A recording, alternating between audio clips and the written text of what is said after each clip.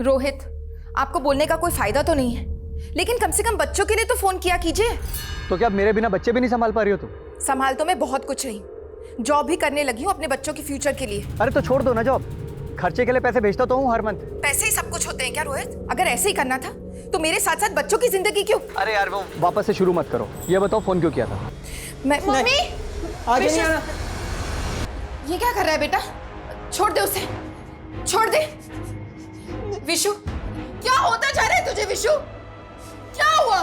मुझे मर जाना है माँ, मुझे मार दो माँ। विशु बस, ऐसा नहीं बोलते।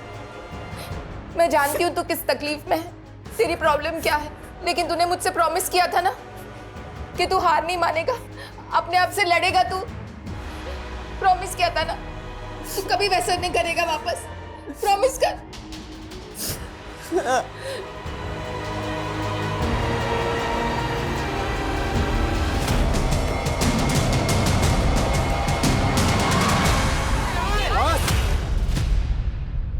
बहुत हो चुका सत्याग्रह, सब अपने अपने काम पर जाओ वरना। कोई भी काम पर नहीं आएगा जब तक आप कोयल को वापस काम पर नहीं रखते। हमें से कोई काम नहीं करेगा। आपने इसे काम पर से सिर्फ इसलिए निकाल दिया क्योंकि प्रेग्नेंट है। एक होने वाली माँ को काम करने का हक नहीं होता क्या? ओके, मैं समझौता करने के लिए तैयार हूं। अपनी लीडर को अंदर भेज दो। मैं देखती हूँ क्या कहता है। कोयल तू डरना मत, हम तेरे साथ नाइंसाफी नहीं होने देंगे। मैं आती हूँ।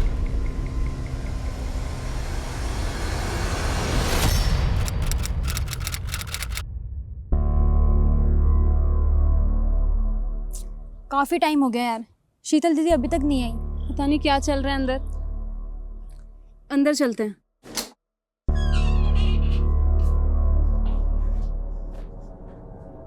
क्या है ये? शीतल दीदी कहाँ है? शीतल दीदी।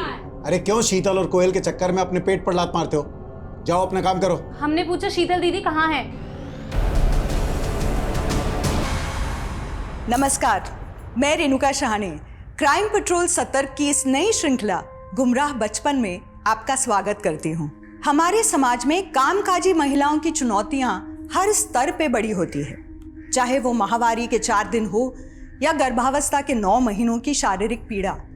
लेकिन इससे कई ज्यादा चुनौतीपूर्ण तो परिवार और बच्चों की परवरिश का जिम्मा होता है, जो पुरुषों के मुकाबले महिलाओं पे ज्यादा होता है। और इसमें हमेशा बैलेंस बनाए रखना आसान नहीं होता। संघर्ष की कहानी हम सब की एक जैसी होती है, लेकिन ये तो इंसान पे निर्भर करता है कि उसकी जीवन शैली कैसी है। इंसान की एक कमी अक्सर दूसरी कमी को जन्म देती है, और इन कमियों का बढ़ता सिलसिला कभी कभी उस अनचाहे अपराध की ओर ले जाता है, जिसे हम कभी अपने जीवन में स्थान नहीं देना चाहते।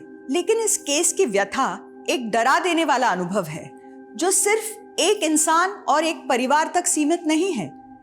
ये केस आज परिवारों और समाज पे हो रहे उस बुरे असर के प्रति हमें आगाह करता है, जो कहीं ना कहीं हमारी लापरवाही और गलती से ही पैदा हो रहे हैं। ये एक ऐसी चेतावनी है जिसे अनसुना करना हमारे परिवार और समाज के लिए बहुत घातक सिद्ध हो सकता है। मामला बहुत ही सेंसिटिव है। इंटेलिजेंस का कहना है कि हमारे डिस्ट्रिक्ट में स्लीपर सेल्स बना पड़ा है, जो किसी भी टेररिस्ट एक्टिविटी को अंजाम दे सकते हैं। हम इसको बिल्कुल भी लाइटली नहीं ले सकते। हमें करंट केसेस पे काम करने के साथ साथ हमारे एरिया में जितने भी होटल्स हैं, गेस्ट हाउस हैं, उनमें रुकने वालों की डिटेल्स डेली बेसिस पे वेरीफाई करनी होगी। और साथ ही पिछले 6 महीने में हमारे एरिया में जितने भी नए किराएदार आए हैं, शॉपकीपर्स आए हैं, या जो कोई भी संदिग्ध है, उनकी लिस्टिंग करनी होगी। ओके सर, हम ये सारी इंफॉर्मेशन गैदर करते हैं। और याद रहे, ये बात लीक नहीं होनी चाहिए कि इस दौरान हम इतनी एहतियात क्यों बरत रहे हैं। Clear sir? मूव।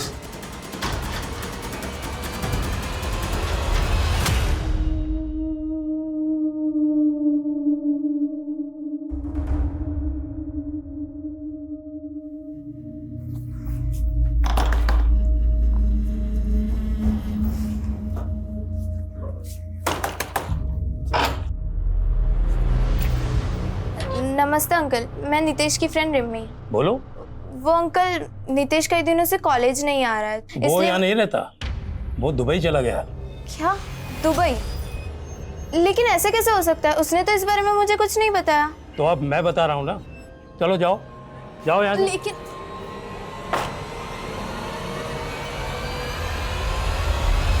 नीतीश, तुम आजकल इतने चुप चुप क्यों रहते हो? कुछ प्रॉब्लम है क्या?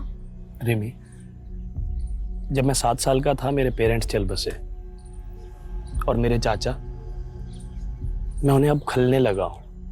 मेरे साथ ऐसे बात करते हैं जैसे मुझे पढ़ाकर मुझ पर एहसान कर रहे हैं। मुझे तो लगता है कि मेरे पेरेंट्स की प्रॉपर्टी के लिए कहीं वो मुझे रास्ते से ना हटा दे।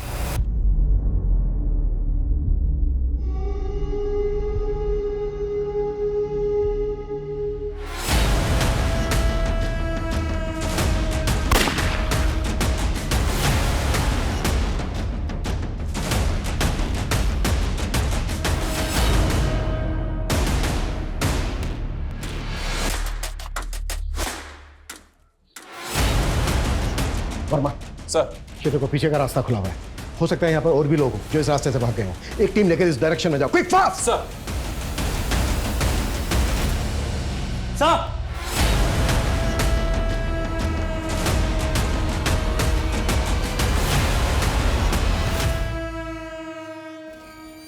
इतने हथियार, ये यहाँ कोई टेरर अटैक तो प्लान नहीं कर रहे थे। अच्छे से तलाश लो, देखो कुछ और मिलता है क्या। क्विक।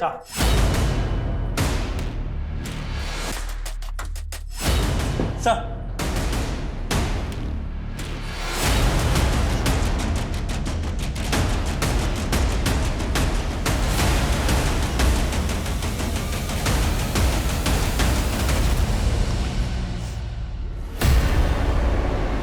विशु, विशु, विशु उठ, विशु, विशु तो ठीक है ना? विशु, विशु, पापा, विशु, पापा, मम्मी ने कहा था ना पापा जल्दी आ जाएंगे पापा। मम्मी, मम्मी, मम्मी भी आ जाएंगी। रुक रुक, मैं कॉल करता हूँ। मम्मी,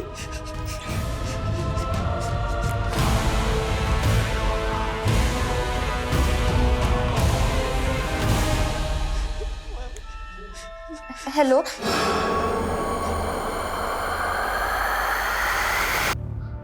सर, वो मरने वाले क्रिमिनल्स की पहचान नहीं हो पाई और वो पीछे के दरवाजे से कौन भागा था ये भी पता नहीं चला। वो घर किसका था पता क्या? सर, वो एक एनआरआई का घर है जो सालों से बंद पड़ा था। शायद इसीलिए उन क्रिमिनल्स ने उसे अपना अड्डा बना लिया। वो क्रिमिनल्स कौन थे, उनका मकसद क्या था? और उस घर में इतने सारे लड़कों के फोटोग्राफ मिला, इन फोटो पर कोड लिखे होना। हमें मारे गए क्रिमिनल्स के साथ साथ इन सबकी भी पहचान पता करनी है, हर शख्स को आइडेंटिफाई करना है और उस एनआरआई की बैकग्राउंड भी खंगालो जिसके घर में अड्डा बनाकर बैठे थे। Okay sir.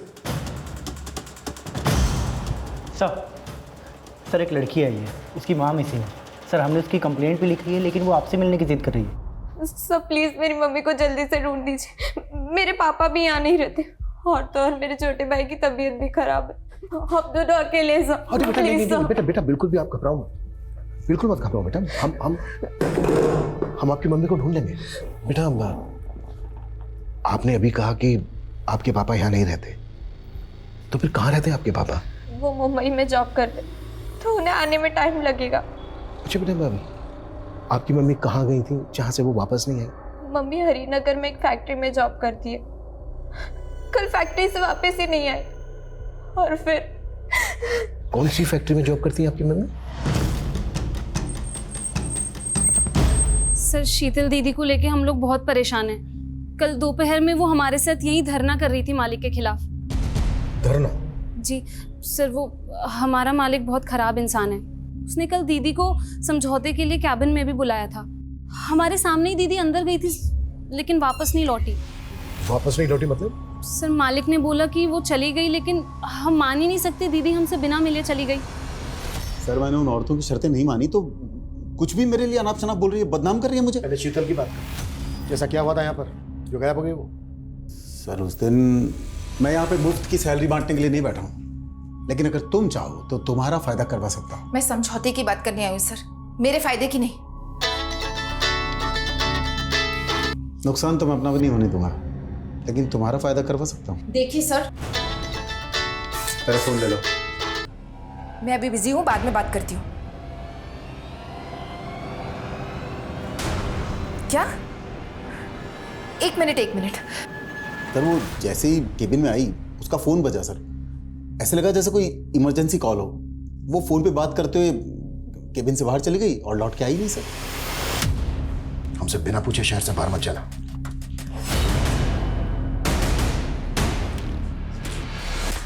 ये आदमी मुझे शक्ल से ही कमीना लग रहा है। इसके कारनामे पता करो और शीतल के कॉल रिकॉर्ड्स निकालो। चेक करो जैसे कि ये बोल रहा है। शीतल को कोई कॉल आया था क्या जिस दरमियान वो यहाँ पर थी? और हाँ, शीतल के घर पे एक लेडी कांस्टेबल तैनात कर। उसकी बेटी रिमी बोल रही थी कि वो और उसका भाई घर पे आ गया। Okay sir. विशु प्लीज खा ले, मम्मी आ जाएंगी। नहीं दीदी, मुझे नहीं खाना। विशु प्लीज कुछ खा ले। मैंने खाना, मुझे नहीं खाना। विशु रुक प्लीज। विशु पापा बेटा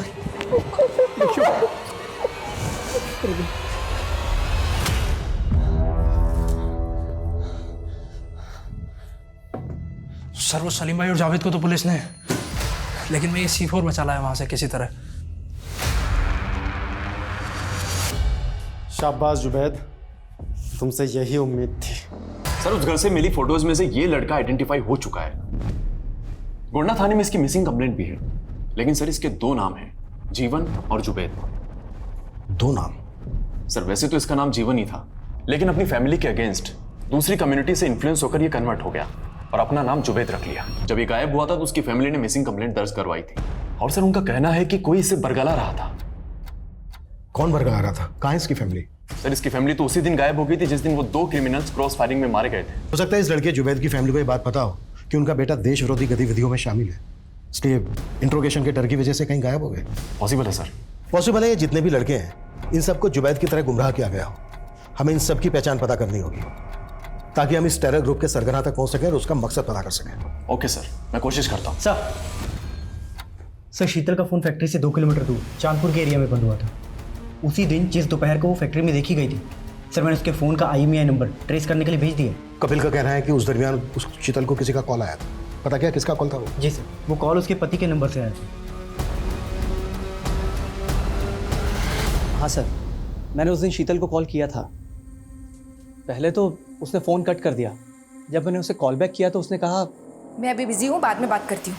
लेकिन सर शीतल ने कॉल बैक ही नहीं किया। बाद में रिमी ने मुझे फ़ोन करके बताया कि उस दिन शीतल फैक्ट्री से घर ही नहीं आई थी। शीतल की फैक्ट्री के मालिक ने मुझे बताया कि तुम्हारे फ़ोन के बाद शीतल पैनिक हो गई थी, जैसे उसे कोई बुरी खबर मिली हो। नहीं सर, ऐसा कुछ नहीं था। तुम्हें किसी पे शक है जो शीतल के साथ ऐसा कर सकता है? एक्चुअली सर मैं तो यहाँ रहता ही नहीं हूँ, लेकिन हाँ पिछले कुछ टाइम से शीतल विशु को लेके काफ़ी परेशान थी। दरअसल कुछ ड्रग एडिक्ट लड़के हैं जो काफ़ी टाइम से विशु को बुली कर रहे थे। मुझे लगता है उन लड़कों ने ही शीतल के साथ कुछ। विशु बेटा, कौन लड़के थे वो जो परेशान कर रहे थे आपको? अमन और उसका दोस्त मुन्ना पहले मेरे ही स्कूल में पढ़ते थे। स्कूल में ड्रग्स लेते हुए भी पकड़े गए थे। कहाँ रहते हो? उनका एड्रेस नहीं मालूम। आप हमें ये बता दो कि वो दोनों कहाँ पढ़ते थे, वहाँ से हम पता कर लेंगे एड्रेस। हाँ sir, rainbow high school. Excuse me sir, Chandpur इलाके के तालाब में एक औरत की लाश मिली।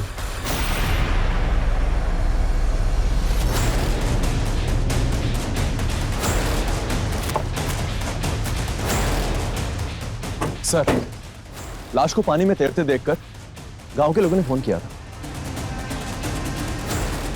आइए सर, लाश पर ठीक वैसे ही कपड़े हैं जैसे शीतल की बेटी ने मिसिंग रिपोर्ट में लिखवाए थे। शीतल जिस फैक्ट्री में काम करती थी वो फैक्ट्री यहाँ से लगभग 2 किलोमीटर दूर है। फैक्ट्री के वर्कर्स ने फैक्ट्री के मालिक पे शक जताया। हो सकता है शीतल का मर्डर फैक्ट्री में किया गया और उसकी बॉडी को यहाँ तालाब में लाकर डंप कर दिया। सर आप बेकार में अपना वक्त बर्बाद कर रहे हैं सर। यहाँ कोई मर्डर नहीं हुआ सर। तो फिर शीतल को यहाँ नहीं, यहाँ से चांदपुर ले जाके मारा? मैं क्यों मारूंगा सर? मैं कह रहा हूँ ना सर, उस दिन वो बात करते हुए यहाँ से चली गई थी। सर इस जगह को देखकर ऐसा नहीं लगता कि यहाँ कोई मर्डर हुआ हो। अशफाक सुन यार, मैं तुझसे कब से बात कर रही हूँ और तू ये गेम खेल रहा है। अरे तेरे गेम के लिए तुझसे दोस्ती की है। अच्छा तो अब ये गेम ही तुझे नहीं मिलेगा। अरे सुन तो सुन, मैं तेरे गेम को ही नहीं तुझे भी लाइक करता हूँ। I love you. क्या? इतना चौक क्या रही है? आई हेट यू थोड़ी ना बोला तुझे। तेरी औकात नहीं है मुझे लव करने की, समझा? अपने अब्बू से जाके मांग ये गेम।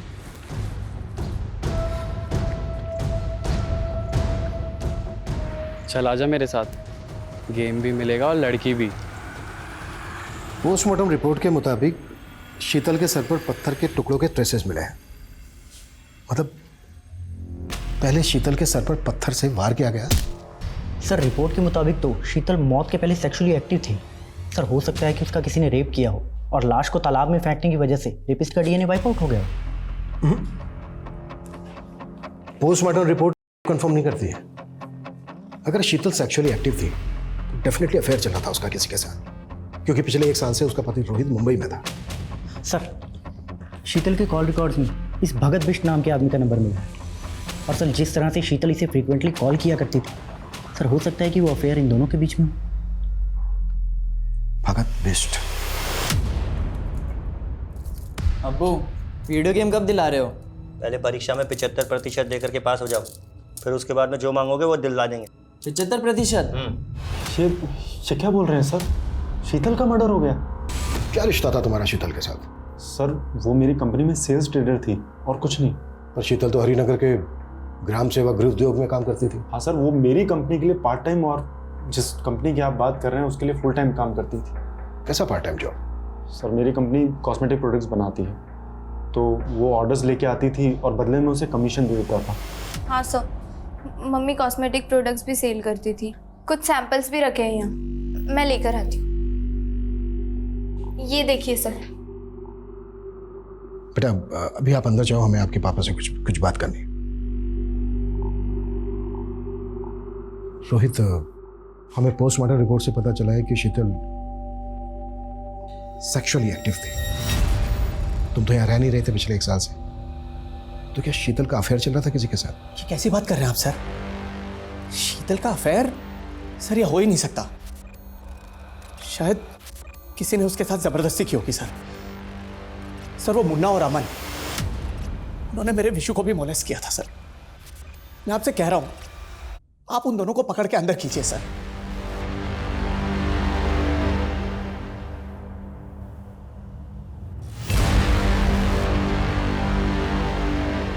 सर हम शीतल के अफेयर की थ्योरी बना रहे थे, लेकिन मुझे लग रहा है उसके पति का मुंबई में अफेयर होगा। सर ये सरिता है, इसका नंबर हमें रोहित की सीडीआर में मिला। दोनों काफी टच में थे और शीतल की हत्या के 15 दिन पहले से सरिता का नंबर कनाडा में एक्टिव है। सरिता और शीतल के पति रोहित के बीच क्या चल रहा था, ये सब कुछ अच्छे से पता करो। और एक्सक्यूज मी।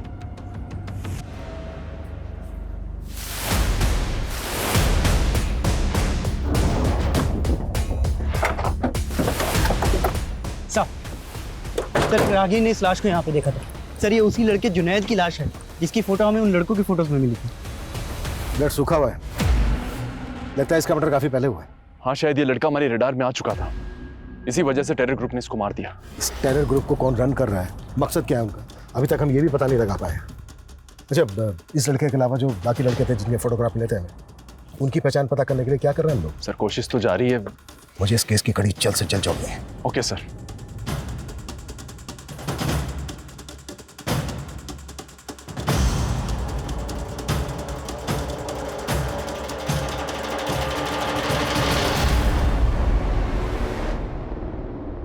मेरी फर्स्ट सैलरी से खरीदा मैंने तुम्हारे लिए। लेकिन नितीश, तुमने कहा था कि जॉब के साथ साथ तुम कॉलेज नहीं छोड़ोगे। रिमी वो तब होता अगर मुझे पार्ट टाइम जॉब मिलती, लेकिन इस जॉब में मुझे फुल टाइम देना पड़ता। Full time job? वैसे तुम क्या जॉब कर रहे हो?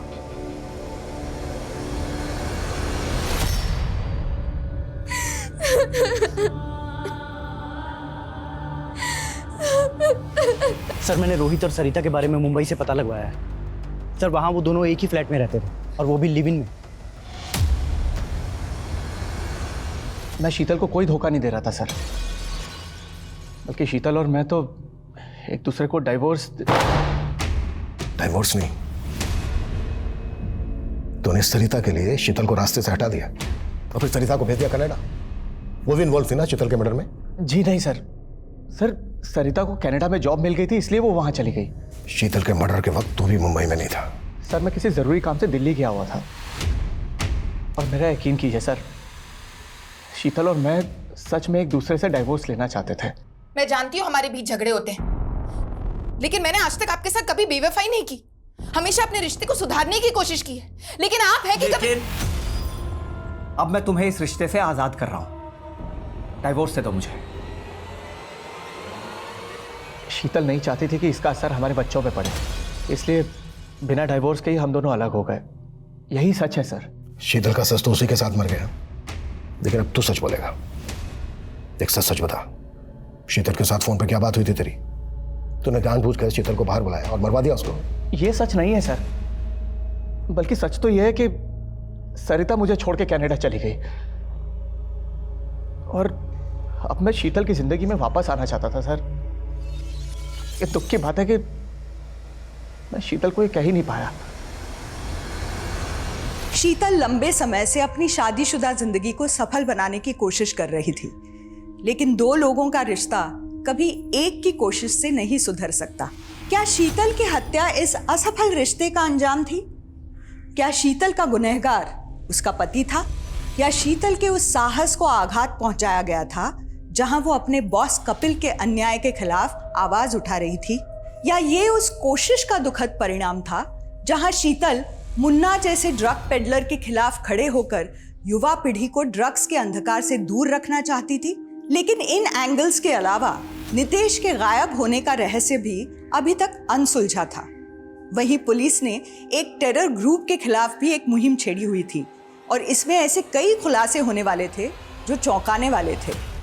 सर, जिन लड़कों की फोटोज में मिली है उनमें से ये एक लड़का नितेश इसी इलाके में रहता है। शीतल की बेटी रिम्मी के साथ पढ़ता है और शीतल के घर इसका काफी आना जाना भी था। हाँ सर, नितेश मेरा अच्छा दोस्त था। मैं काफ़ी दिनों से उसके बारे में पता करने की कोशिश कर रही थी, लेकिन कुछ पता नहीं चला। हमें शक है कि नितेश एक टेरर ग्रुप से जुड़ा था। नहीं सर, वो तो बोलता था कि उसे अपने चाचा से खतरा है। उसके चाचा ने उसके पेरेंट्स की सारी प्रॉपर्टी हथिया ली थी।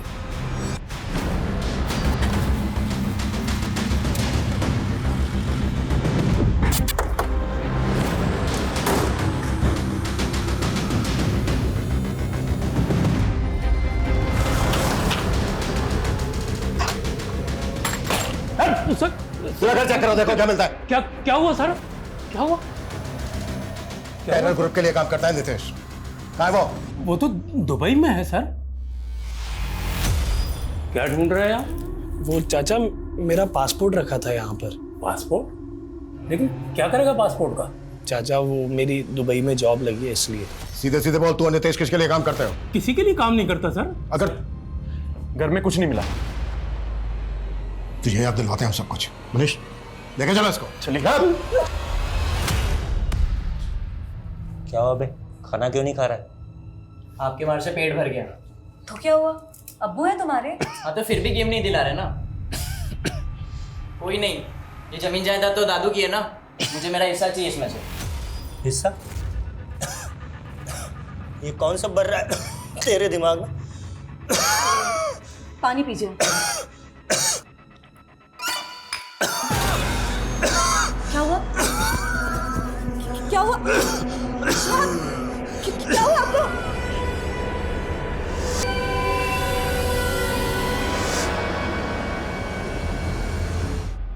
सर, मानता हूँ विशु की मम्मी ने हम दोनों को अंदर करवाने की कोशिश की थी, पर हमने नहीं मारा उन्हें। तू और तेरे दोस्त अमन? वो तो हमारे पैसे नहीं दे रहा था, तो हम बस डरा रहे थे उसे सर। किस बात के पैसे? हमने सर उसे माल बेचा था, तो विशु लेता था उसकी मम्मी के साथ। सर हमने कुछ नहीं किया सर। ये जब तक सच नहीं खुले ना, कटास नहीं सर। विशु बेटा, आप लेते थे? बोलो बेटा। सर, विशु ने उस दिन के बाद से कभी नहीं ली। विशु बेटा, ये तो बहुत अच्छी बात है, लेकिन बेटा अमन का पता नहीं चला है हमें अभी तक। आपको पता है कहाँ है अमन?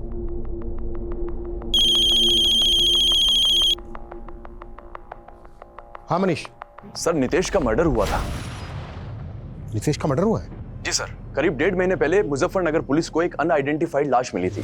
सर उस वक्त उस लाश की शिनाख्त नहीं हो पाई थी, तो उनको उसका अंतिम संस्कार करना पड़ा। लेकिन जब हमने नितेश का फोटो सर्कुलेट किया तो मुजफ्फरनगर पुलिस ने हमको ये अपडेट दी। हम नितेश को टेरर ग्रुप से जुड़ा हुआ मानकर चल रहे थे। पॉसिबल है जिस वजह से जुबैद का मर्डर हुआ उसी वजह से नितेश का भी मर्डर हुआ हो। नितेश जो शीतल की हत्या से 1 महीने पहले ही मारा जा चुका था, वो शीतल का हत्यारा तो हो ही नहीं सकता था। लेकिन अब कई नए सवाल उठे थे। नितेश की हत्या किसने की? क्या नितेश का हत्यारा ही शीतल का हत्यारा हो सकता है? क्या ये दोनों अलग अलग मर्डर केस हैं और पुलिस इन दोनों केसेस को जोड़ के कोई गलती तो नहीं कर रही थी? सर साइबर सेल से एक इन्फॉर्मेशन आई है। हमने शीतल के मोबाइल के IMEI नंबर को ट्रेस पे डाला। सर उसके उस फ़ोन में किसी दूसरे नंबर की सिम एक्टिव हुई है। किसके नाम पर रजिस्टर्ड है वो सिम? सर एक मोबाइल शॉप के ऑनर के नाम।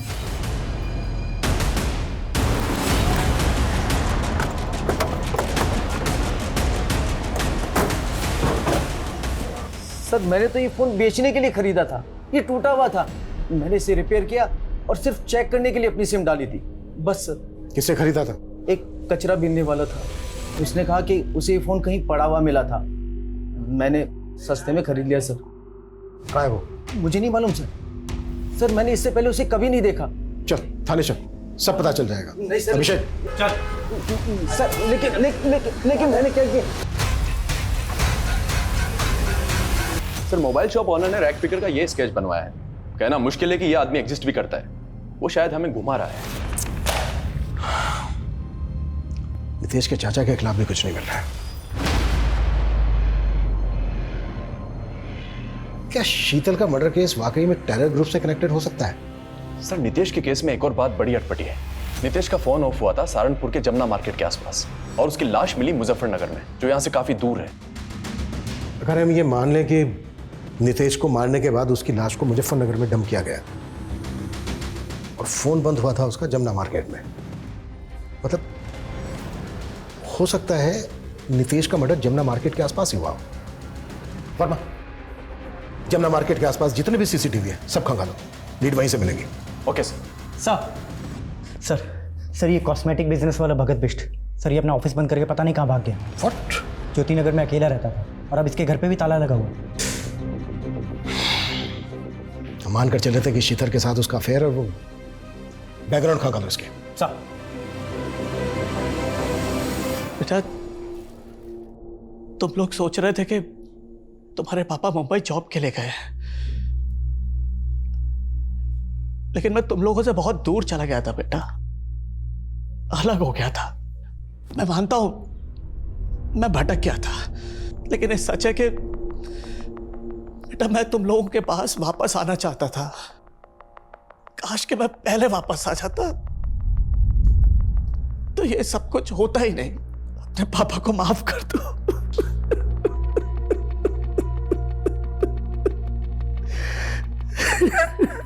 सर हमने शीतल की मोबाइल का डेटा रिट्रीव करवाया है, उसमें एक MMS मिला है।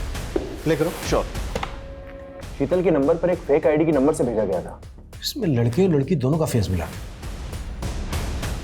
अगर ये MMS फेक ID के नंबर से भेजा गया है तो क्या शीतल को कोई ब्लैकमेल कर रहा था? लेकिन सर इस वीडियो को देखकर ये क्लियर नहीं है कि ये शीतल ही होगी।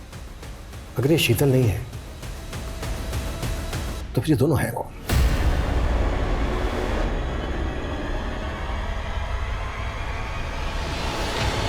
सर भगत का फोटो हमने हर जगह सर्कुलेट किया था। भोपाल से इसकी एक हिस्ट्री मिली। सर इसका असली नाम भगत नहीं अशफाक है। सर 2 महीने बाद जब इस क्राइम का खुलासा हुआ तो भोपाल पुलिस ने इसे अरेस्ट कर लिया था, लेकिन सर उम्र कम होने के कारण इसे जुवेनाइल होम भेजा गया। लेकिन सर ये वहाँ से भी भाग गया था। उसके बाद से ये अंडरग्राउंड था। इसका लेटेस्ट फोटो भोपाल पुलिस के हाथ तब लगा जब ये नाम बदलकर भोपाल में अपने एक दोस्त से मिलने गया था, लेकिन सर ये तब भी पकड़ा नहीं गया था। ये नाम बदलकर कॉस्मेटिक का धंधा कर रहा था। एक हिस्ट्री शीटर के पास इतना सारा पैसा, जाहिर सी बात है इसने इससे पहले भी बड़े बड़े कांड किए होंगे। इसका जो भोपाल का दोस्त है उसका पता करो, हो सकता है अभी भी उसके टच में हो।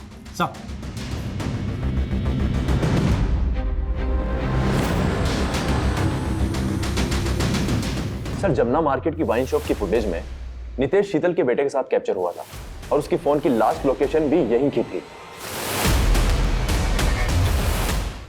विशु बेटा, जिस दिन तुम जमुना मार्केट में नितेश के साथ थे उसी दिन मर्डर हुआ उसका। किसने मारा उसको? मैंने कुछ नहीं किया सर। हाँ, लेकिन उसको मारा किसने? अच्छा ये बताओ कि तुम जमुना मार्केट से नितेश के साथ कहाँ गए थे? देखो तुम। सर मेरे बेटे ने कुछ नहीं किया है।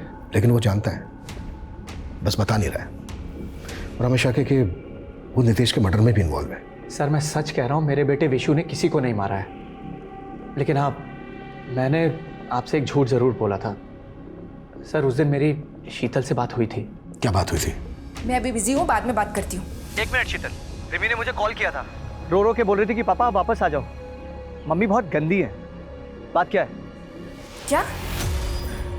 एक मिनट।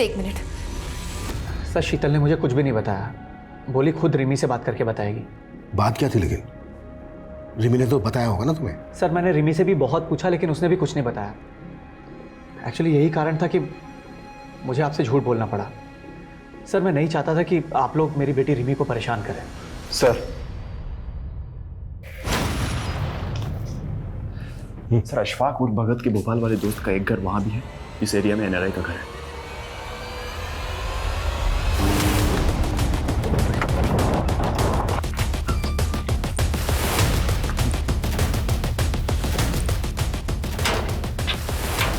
तोड़ो।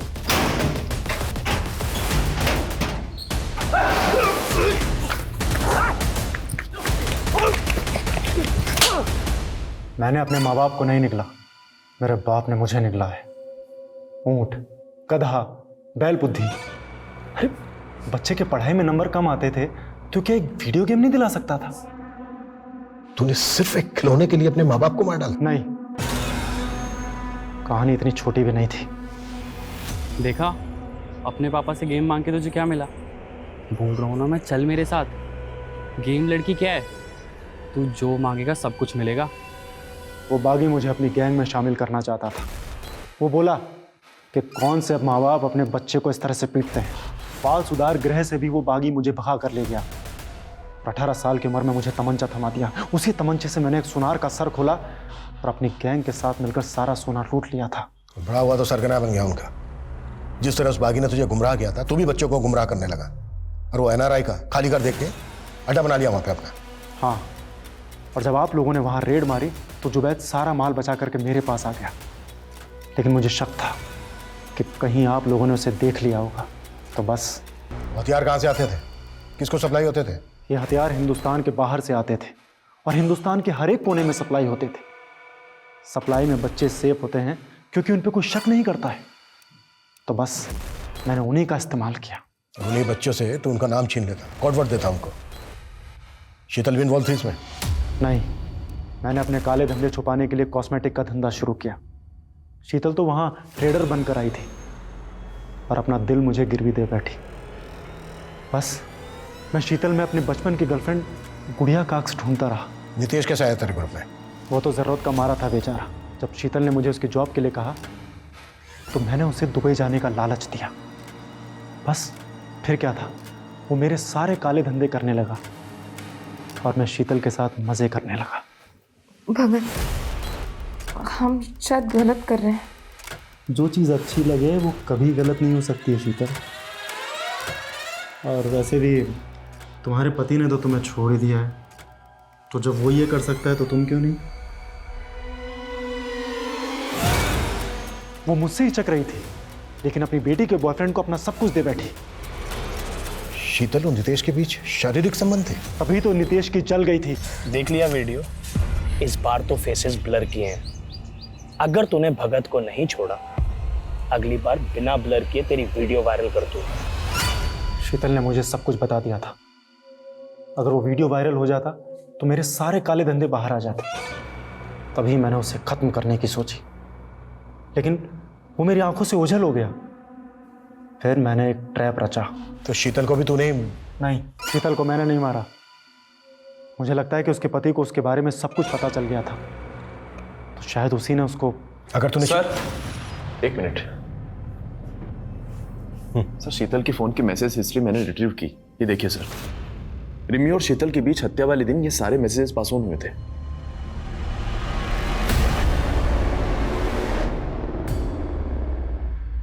तुम अपनी मम्मी को मारने के बाद उन्हीं की मिसिंग कंप्लेंट फाइल करवाने हमारे पास आ गई। क्योंकि उन्होंने मेरे दोस्त नितेश के साथ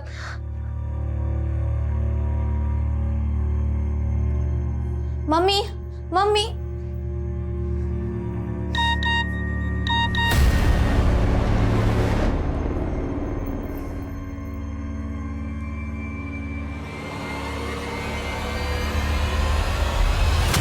मैं नितेश के लिए 1 महीने से परेशान थी और फिर मैंने मम्मी के मैसेज हिस्ट्री और कुछ वीडियोस देखे। मैं समझ गई थी कि उनका मुझे बहुत गुस्सा आया, लेकिन मैंने उनसे कुछ नहीं कहा। मैंने पापा को फ़ोन कर दिया था। फिर पापा ने मम्मी को कॉल किया और मम्मी मुझे कॉल कर रही थी, पर मैंने उनका फ़ोन नहीं उठाया। तो उन्होंने मुझे मैसेज किया, मैसेज करके फैक्ट्री के पास चांदपुर बुलाया। बोली वही बात करेंगी मुझसे।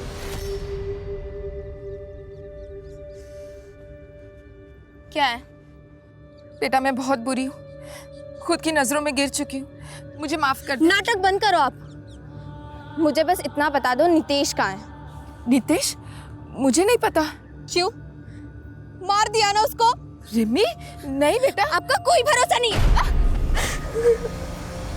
बच्चों को सही परवरिश देना शायद दुनिया का सबसे कठिन काम है। खुशहाल परिवार की परिभाषा स्वस्थ और सफल बच्चों के बिना कभी पूरी हो ही नहीं सकती। और फैमिली डिस्फंक्शनल हो तो वहां बच्चों के भटकने की संभावना कहीं ज्यादा होती है। शीतल और उसके पति से भी यही चूक हुई। अपनी फिजिकल और इमोशनल नीड्स को पूरा करने की उनकी मृग तृष्णा उन्हें तो ले डूबी ही, पर उनके बच्चे भी अपराध के अंधकूप में खो गए। एक सजग माता पिता को हर पल ये ध्यान रखना पड़ता है उनके बच्चे किसके संग उठते बैठते हैं, वो क्या देखते पढ़ते हैं, सोशल मीडिया पे उनकी गतिविधि, उनके डिजिटल फुटप्रिंट्स क्या हैं। अगर आप माता पिता हैं तो सोचिए, जितना वक्त आप अपने बच्चों को दे रहे हैं, क्या वो पर्याप्त हैं? क्या वो सही राह पे हैं? क्योंकि parenting is a 24 hour job. ये दुनिया का सबसे अहम और जिम्मेदारी भरा काम है। ये पार्ट टाइम जॉब तो हो ही नहीं सकता। तो अब मैं रेणुका शाहणे आपसे विदा लेती हूँ। कल फिर मिलेंगे ऐसी एक कहानी के साथ जो रखेगी आपको सतर्क और जिंदगी को सुरक्षित। तब तक अपना और अपने परिवार का ख्याल रखिए और देखते रहिए क्राइम पेट्रोल सतर्क। जय हिंद।